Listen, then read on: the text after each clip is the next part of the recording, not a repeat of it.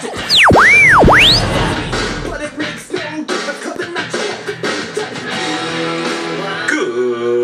evening, fight fans. This is Chris Booth with your weekly Thursday night injection of boxing talk. Updates and all-out arguments. This is your Bolo Punch Boxing Hour brought to you by George Rogie Insurance. It is Thursday night, January the 8th, 2009. Our first broadcast live of the new year. Emil Soda-Popinski Kegabine, my partner in crime right here on my left. Mo, what is up with you? Not much, man. Got some new hardware on you. Yeah, I got the big brace on tonight. I'm at the beard.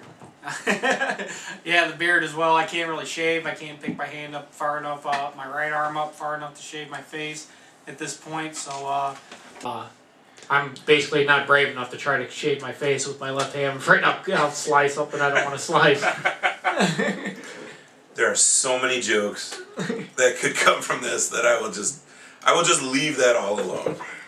Timmy the producer Patterson over there at the controls. What's going on with Timmy? Not a whole lot, man. Looking forward to the new year, man. A lot going on. Going to be having a kid, and really looking forward to that. So, we rang in the new year together. We had a good old time. Yes, we could did. have used some Emil Soda-Popinski. We could have, because we could have used another drinking buddy there. Could have used another case of beer at the house. So out of that. But the three-man was playing nice, because anytime Timmy Patterson starts drinking heavily, some really interesting three-man rules get put out. Tonight's Bolo Punch Boxing Hour unofficially brought to you by Dogtoberfest, which is still tasting good. A couple of a good month and a half out of the Oktoberfest time, but man, I would drink this stuff anytime. This is Flying Dog, is the brand that we're enjoying tonight, and We're flying through them. Flying through them. Oh my God, let's get right to it. Timmy the producer Patterson, how can our listeners get in touch with us tonight? Hit us up on hotline, 219-743-9743. Yahoo Instant Messenger is up and running. Keyword Bolo Punch Boxing Hour. And the best way to reach us is the chat room on Ustream.tv. Tonight's special live guest on the phone, we're going to be talking with Juan the Baby Bull Diaz, the former unified lightweight champion of the world. He just took apart Michael Katsidis a couple months back, and he's going to be fighting Juan Manuel Marquez in possibly the toughest fight of his career. They said that Nate Campbell was capable of dismantling him, and Nate Campbell definitely had the winning formula, but to say he's going to have to step up his game just a hair against Juan Manuel Marquez is, I think, understating it a touch. Yeah, everybody has Juan Manuel Marquez in their top 5, pound for pound. He jumped into that category basically because of his fight with Pacquiao. He didn't win that fight, but he looked pretty good in it. The first fight, obviously, they fought to a draw. I don't know. We'll have to see what comes up. We'll talk to him a little bit later. A lot of people say that Diaz doesn't have the power, but he definitely has the output. Yeah, but he's stopped a couple of big names and Diaz, the other Diaz, Julio Diaz, yep. and Popo Freitas, and I mean he made both those guys quit on their stool in the corner. Obviously, he's got enough power to drain those guys. He didn't knock them out, but he's got enough power to stop both of those guys. So it should be very interesting. Pete the Heat Perry is on there saying if you look at Juan Manuel Marquez when he fought Rocky Juarez, you might also have a preview of Marquez versus Diaz. He might be onto something there because Juarez was not really able to do the things that he was looking to do. Obviously, against on that night at least a very ready to go Juan Manuel Marquez, who and that fight actually, if I'm not mistaken, set up the 2 fights with Pacquiao. So yeah, well, one of the first fight with Pacquiao was a number of years ago. This was in between. I mean, that was Tim's old house over here in Hobart when we watched that fight live. So that was it. That was probably 6 years ago or something. That first fight, 5 years maybe. Yeah. It was quite a while ago, nonetheless. But Pacquiao did a great job against Marquez and pulled that out. That fight probably won Fight of the Year for him. And Pacquiao was actually on to bigger and better things. That's probably the first story we're going to talk about. Him and Hatton signing their fight. Well, Ricky the Hitman Hatton definitely is going to be fighting Manny Pacquiao. We've got the date on that. That's going to be in May. And, I mean, you talk about Pacquiao against Oscar being the dream fight. maybe if you could have an Oscar from 10 years ago fight the Pacquiao of today, it would be a dream fight. I mean, on paper, it sounded good. Yeah. But as far as guys in their prime that are really there to bang, Pacquiao-Hatton is much more of a dream fight, in my humble opinion. Yeah, there's a lot of guys that I'd like to see Pacquiao fight. Hatton and him will be a great fight. Obviously, Hatton's forward movement and power that he has at Walter, at Junior Walter. Actually, I don't know if this fight, they don't have it listed here whether it's going to be Junior Walter or Walter. I think Hatton will fare much better if it's a Junior Walter. The couple fights that he had at Walter, he had a little trouble there. Hatton's going to drop his head, which he does in every fight. He's going to square up his shoulders and he's going to bang. The thing with Ricky Hatton is you always know what you're going to get. You don't know what you're going to get with Pacquiao because he works the angles so well. That's something that that Hatton doesn't have. So Pacquiao, who you never really have to look for in a fight, you know where he's going to be. Him standing against another fighter who you never ever have to look for is standing right in front of you. That's the definition of explosive. The thing with Pacquiao, though, he's so quick. And in his last fight against De La Hoya, he showed that he had some speed. And at the higher weight classes, actually, he looked like his power carried over. Well, his power carried over, and his defense looked so much better because he was so much quicker. Not just with his hands, but his defensive movements were so much quicker at a higher weight class. Which that's what impressed everybody, I believe, is his defensive skills in that fight more than even his offensive skills against De La Hoya. Well, Oscar didn't have too much offense after the third round. After the third round, it was mostly, oh my God, what is this guy doing? Yeah. I'm going to have to really get in defensive mode, and he tried to stop those punches. But the first, I'll give Oscar the first 2 rounds. He was doing effective offense, and after that, it was defensive mode. It was just survive. Yeah. And by the end of the fight, obviously, the will was taken out of him. Yes. A lot of word on whether Vladimir Klitschko and Chris Arreola are going to be fighting. Arreola was talking about Klitschko after his last fight, but name a heavyweight that isn't calling out at least one of the Klitschkos right now. The difference here is that Arreola is undefeated. He's big. He's exceptionally strong, and his defense is not that good. He's pretty much wide open. If you want to hit him, he's there. He's a human anvil, but he's there. He can get hit.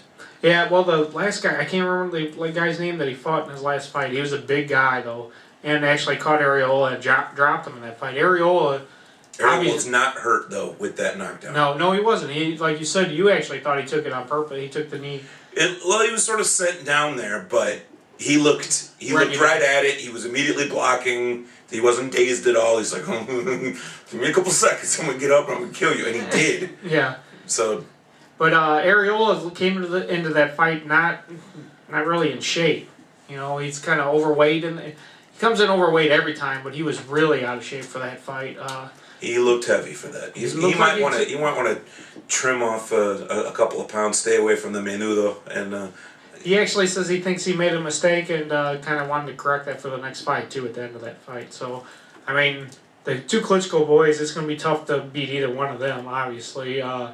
I don't know if Arreola has it, but he's probably the best chance in the U.S. that we have right at this point. Well, I don't know if Arreola is actually going to get the chance to fight him because there's word that fight might get trumped by someone else that we'll be talking about in just a little bit. Because Oscar De La Hoya has been throwing out a couple of names, and none the least of which the son of a gentleman that he whooped up on twice earlier in his career.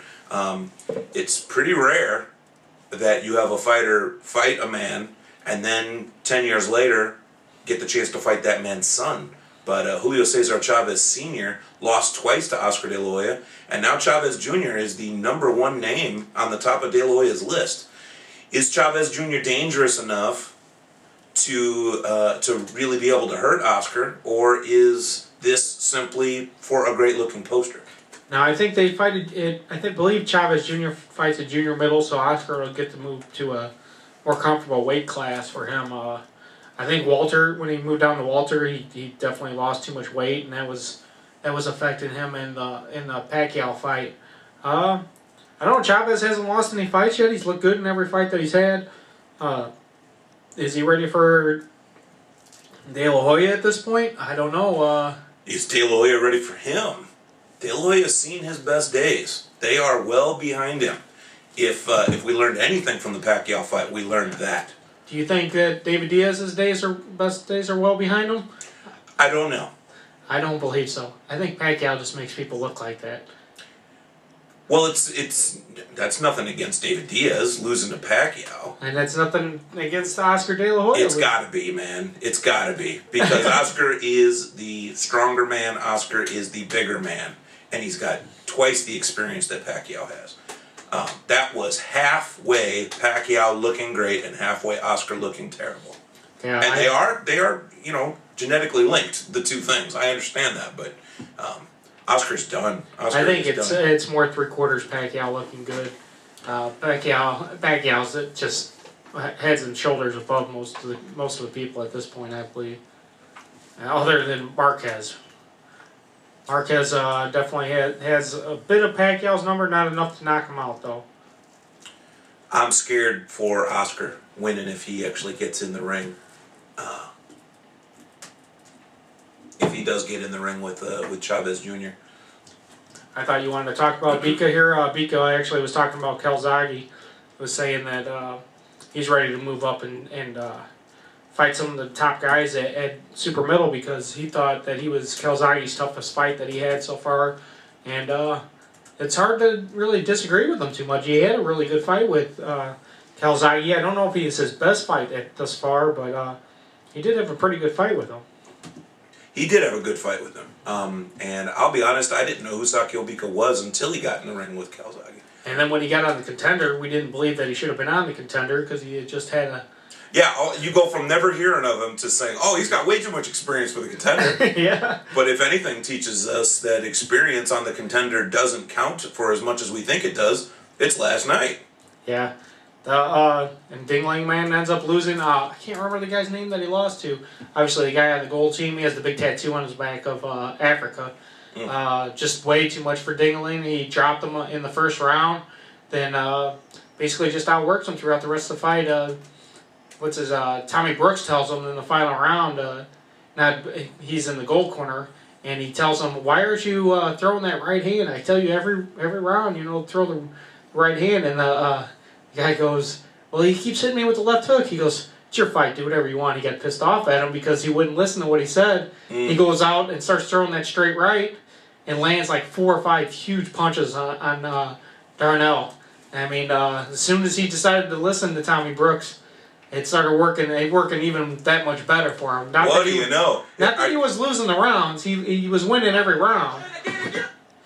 But he made the fight. He opened the gap even farther by landing those big straight rights. Which when you're a southpaw's fighting a right-handed fighter, that's the punch that you're always looking for is a straight. Well, you're looking for a straight right, straight left, whatever. Bottom line, if you're a guy on your way up trying to make a name for yourself and you got Tommy Brooks in your corner and you're not going to listen, and then the second you do listen, you beat a former world champion, okay. You need to start listening to every word the man says. That's ridiculous.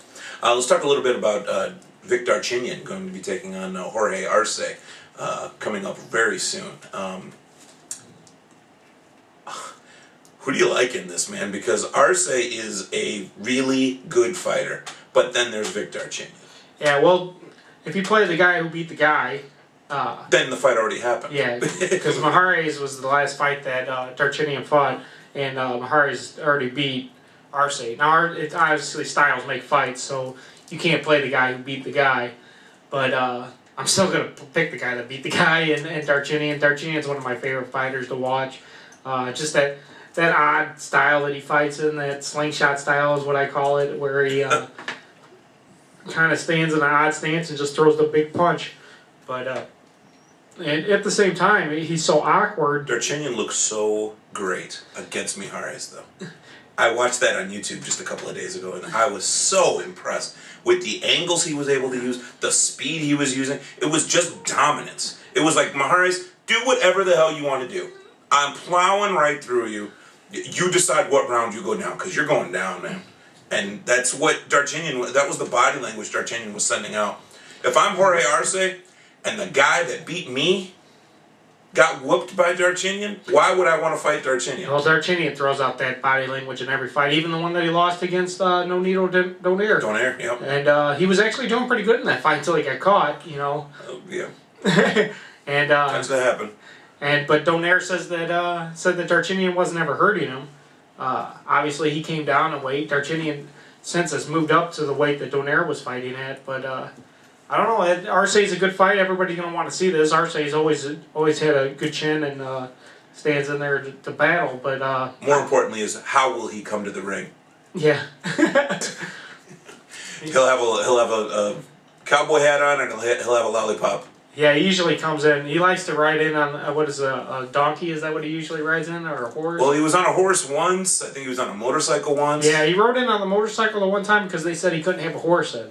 I didn't really like him riding in on the back of the motorcycle with the guy driving it. That Looked a little fruity. So, obviously he can't drive the motorcycle with gloves on. That's why he did that. But that's obviously why he did that. Yeah. But yeah, he's always he's an interesting guy. Even at the press conferences, he's a very candid guy. We also see on FightNews.com that a good friend of ours, Florida referee Brian Gary, is going to be retiring from the sport. He's been a referee for a number of years, almost 60 world title fights. He actually came and sat down with us 2 years ago in Canastota at Graziano's, the finest beer and pizza place this side of anywhere. Yeah, he gave us some great interviews talking about some of the fights, talking about a couple of his fights that he refereed with Holyfield. Said Holyfield almost clipped him. He said just centimeters away from his face. Yes. That was Holyfield against Von Bean. And he said, the fight you were referring to, yeah. Yeah, I remember him also talking about Roberto Duran, who went in that year, saying that was the only guy that he ever seen get up from a kidney shot. He said Duran just grunted and ate it up, and then got back up and fought the rest of the round, kind of protected himself until he can really get that minute rest over in the corner. He said it was amazing just to see that guy be able to do that. Timmy, how cool was Brian Gary sitting down with us? I mean, we were having a hard time actually recognizing him. Amel's the one that said, that is a referee. That's a famous referee. And when I looked at him, I said, I recognize him. Yeah. But he's not one of those household names. Definitely not a household. He's not Mills Lane. He's not Michael Buffer, who's obviously not a referee, but one of those, a name. That's the only reason I brought that up. It was cool, especially when he started talking about some of the fights that he's done. It was pretty out damn standing. a lot of history that he's got right there. To me, should I be concerned No, you should keep going because it'll be on YouTube. No, that the screen is frozen here. I know that. Okay, well, I'm sure you're right on that. I'm working on it. I'm sure you're on that. Okay. Nonetheless, it's always great talking to the refs and having their point of view, because we talk to the boxers. We talk to boxers all the time, and then you heard from the third guy how he decides to stop a fight, how he decides whether the fighter will be able to fight still. He said a lot has to do with the vein in his neck, Yeah. and how the fighter just responds to you. He breaks it down pretty well. Very much so. Frank Cappuccino, a couple of years before that, was really cool to talk with too. So, we love talking to referees. Referees give great insights. Because we don't always realize what fights they did ref. You realize all the fights that Holyfield was in, or all the fights, obviously Juan Diaz, who we're going to have on later tonight, who he fought with. But when you talk to somebody else, like if we were talking to Weeks, we wouldn't remember all the fights that he refed. But then you'd be like, oh yeah, you refed so-and-so, you refed a Tyson fight. He starts talking about it, you're like, oh yeah. That was you, yeah. I remember that. That was you holding up Michael Spinks when he became a greasy spot. Frank Cappuccino refereed the first Mickey Ward Arturo Gatti fight, and he was actually impressed that I remembered something that he said in that fight, because for the 10th round, the 9th round in that fight was the magic round. I mean, it's the greatest round I think I've seen in my lifetime, but definitely in the last 10 years at least. But it looked like Gotti wasn't going to be coming out for the 10th round. So Mickey Ward threw his arms up and his whole corner started celebrating like he had just stopped Gotti. And Cappuccino says, no, fight ain't over, no, one more round. And I walked up to Cappuccino at the door. I said, fight ain't over. And he goes, holy crap, you remember that? And my wife's like, if you only knew the stuff this dude remembers. So he goes, yeah, I remember that. So, we've got a lot more headlines to go, and we're gonna cover them. But let's go ahead and take the first break of the night. That sound good, Tim? Sure. All right, let's take the first break of the night. We'll be right back with a few more headlines and all the fights that got us through the last several weeks. This is your Bolo Punch Boxing Hour, brought to you by George Rogie Insurance. www.bolopunchboxinghour.com. Streaming to you live as always on Ustream. We'll be busy. TV. These are clapping dogs, rhythmic dogs, harmonic dogs.